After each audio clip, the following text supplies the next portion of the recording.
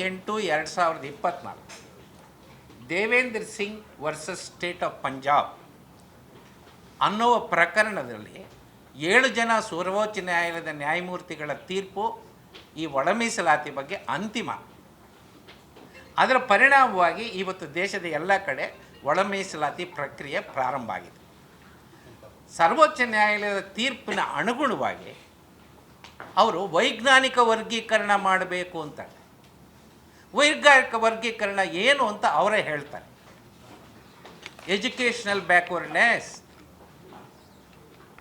inadequacy of representation in public employment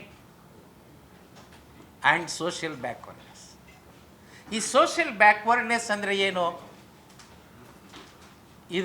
it includes economic backwardness also.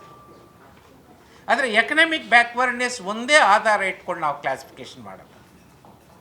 ಎಂಪ್ಲಾಯ್ಮೆಂಟನ್ನು ಒಂದೇ ಇಟ್ಕೊಂಡು classification ಮಾಡಲ್ಲ. ಎಜುಕೇಷನ್ನನ್ನು ಒಂದೇ ಇಟ್ಕೊಂಡು ಮಾಡೋಲ್ಲ, ಅಥವಾ ಪಾಪ್ಯುಲೇಷನನ್ನು ಒಂದೇ ಇಟ್ಕೊಂಡು ಮಾಡಲ್ಲ.